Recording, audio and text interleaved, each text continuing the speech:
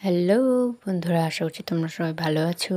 আর আজ আমি এক ব্যক্তির বিষয়ে বলবো, যার মাথায় লাল পাগড়ি, গায়ে নরম সিল্কের পোশাক, একেবারে যেন সম্রাট। একেবারে সম্রাট বলাটা ভুল, তিনি তো সত্যিই সম্রাট। বিশেষ কোনো রাজ্যের নয়, বিশেষ কোনো জেলার নয়, তিনি গোটা বিশ্বের সম্রাট। তিনি বাংলা সাহিত্যের সম্রাট। যে সময় বাংলা সাহিত্যের দুর্দিন, বাংলা সাহিত্যে যখন অবহেলা নেমে যেত, সেই নিমজ্জিত অংশ থেকেই বাংলা সাহিত্যকে উদ্ধার করে যিনি নতুন রূপদান করেছেন, তিনি হলেন 19 শতকের শ্রেষ্ঠ বাঙালি ঔপন্যাসিক তথা সাহিত্যের সম্রাট বঙ্কিমচন্দ্র চট্টোপাধ্যায়। তিনি একজন বিখ্যাত বাঙালি কবি, লেখক এবং সাংবাদিক ছিলেন। বঙ্কিমচন্দ্র চট্টোপাধ্যায় 26শে জুন 1838 সালে উত্তর 24 পরগনায় নৈহাটির কাঁঠালপাড়ার গ্রামে এক বাঙালির ব্রাহ্মণ পরিবারে জন্মগ্রহণ করেন, কিন্তু আদি নিবাস ছিল হুগলি জেলার দেশমুখ গ্রামে। বঙ্কিমচন্দ্রের পূর্বপুরুষ রামজীবন চট্টোপাধ্যায় কাঁঠালপাড়ার রঘুদেব ঘোষালের কন্যাকে বিবাহ করেন, আর রামজীবনের পুত্র রামহরি চট্টোপাধ্যায় মাতামহের সম্পত্তি পেয়ে কাঁঠালপাড়ায় চলে আসেন। এরপর থেকেই তারা এখানে থাকতে শুরু করেন। পিতা যাদবচন্দ্র চট্টোপাধ্যায় একজন সরকারি চাকরিজীবী। তিনি মেদিনীপুরে ডেপুটি কালেক্টর পদে যুক্ত ছিলেন, আর বঙ্কিমচন্দ্রের মা তার বাবার দ্বিতীয় স্ত্রী ছিলেন। বঙ্কিমচন্দ্র চট্টোপাধ্যায় দুই ভাই, সঞ্জীবচন্দ্র চট্টোপাধ্যায় ও পূর্ণচন্দ্র চট্টোপাধ্যায়। সঞ্জীবচন্দ্র চট্টোপাধ্যায় যিনি লিখেছেন পালামৌ, আর বঙ্কিমচন্দ্রের এক দিদি ছিলেন যার নাম নন্দরানী দেবী। বঙ্কিমচন্দ্র চট্টোপাধ্যায় তার পিতামাতার 3 সন্তানের মধ্যে সবার ছোট ছিলেন। শৈশব থেকেই প্রখর বুদ্ধি ছিল বঙ্কিমচন্দ্রের। শোনা যায় একদিনে একটা গোটা বর্ণপরিচয় বই মুখস্থ করে ফেলতেন। মাত্র 5 বছর বয়স থেকেই শুরু হয় শিক্ষা জীবন। কুলপুরোহিত বিশ্বম্ভর ভট্টাচার্যের কাছে হাতেখড়ি হয়। এরপর 1844 তার বাবা মেদিনীপুর বদলি হন, আর সেখানে ইংরেজি স্কুলের শিক্ষা গ্রহণ করেন।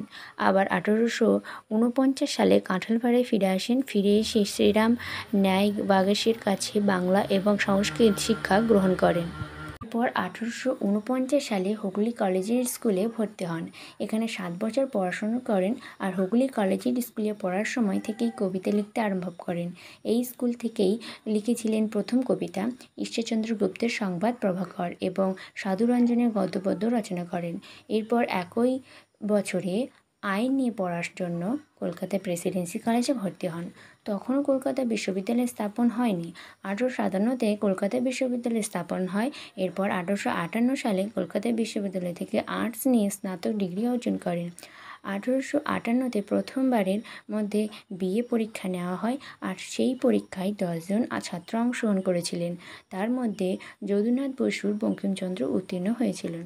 এরপর বিদ্যা পদাঙ্ক অনুসরণ করে সাব অর্ডিনেট এক্সিকিউটেড সার্ভিসে যোগ দেন। দক্ষতার সাথে সরকারি কাজকর্ম নির্বাহ করার জন্য 1891 সালে রায়বাহাদুর এবং 1894 সালে companion of the most eminent order of the Indian empire উপাধি প্রদান করেন। 1891 সালে সুদীর্ঘ 23 বছরের চাকরি থেকে অবসর নেন, আর এই বছরে বিদ্যাসাগরের মৃত্যু হয়। 1849 সালে মাত্র 11 বছর বয়সে বিবাহ করেন মোহিনী দেবীকে। মোহিনী দেবী যখনই বাপের বাড়ি যেতেন তখনই বিক্রমচন্দ্র বিরহ যন্ত্রণায় কাতর হয়ে পড়তেন, আর তাই গোপনে শ্বশুরবাড়ি গিয়ে মোহিনীকে দেখে আসতেন। মোহিনীর বাড়ি থেকে অনেক গয়না দিয়েছিলেন, কিন্তু বঙ্কিমের সাধ নিজের টাকায় বউকে গয়না দেবে, আর তাই স্কলারশিপের টাকায় এক জোড়া সোনার কানের দুল ও চুলের কাঁটা গড়ে দিয়েছিলেন। আর বঙ্কিমচন্দ্র তখন চাকরিসূত্রে ছিলেন যশোরে, আর তখনই অর্থাৎ 1859 সালে তখন প্রথম স্ত্রী মোহিনী দেবী অজানা জ্বরে মারা যান। তিনি ছিলেন বাংলার উপন্যাসের জনক, আর তাই তাকে সাহিত্যের সম্রাট বলা হয়। কমলাকান্ত ছদ্মনামে তিনি সাহিত্য রচনা করেন। 1864 সালে খুলনা ছেড়ে বারুইপুর চলে আসেন।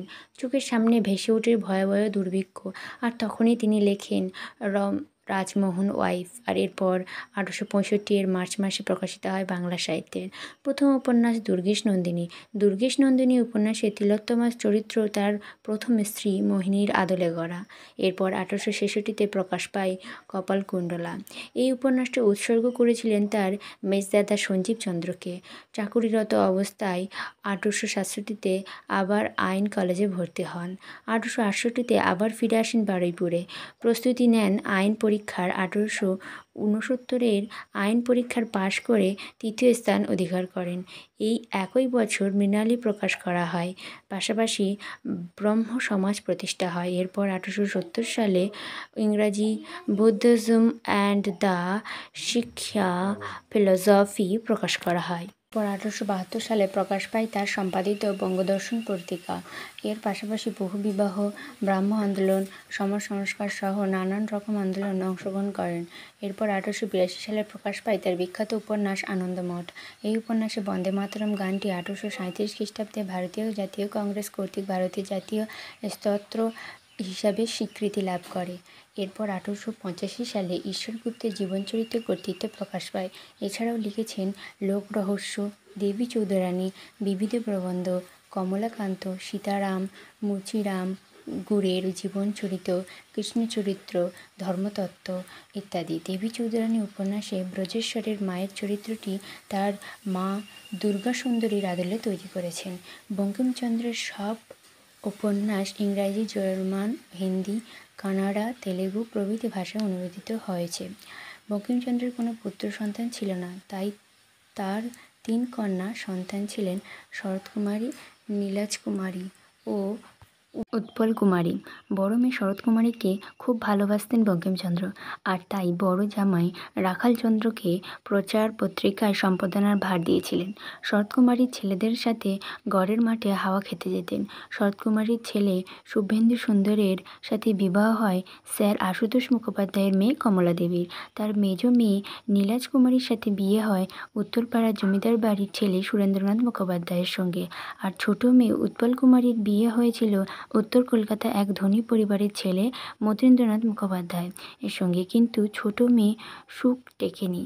মতীন্দ্রনাথের ওষুধের সঙ্গে বিষ মিশিয়ে উৎপল কুমারীকে মেরে ফেলে। সাহিত্য, পড়াশোনা আবার কর্ম এইসবের জন্য প্রবল পরিশ্রমের ফলাফলে বঙ্কিমচন্দ্রের শরীর ভেঙে পড়ে।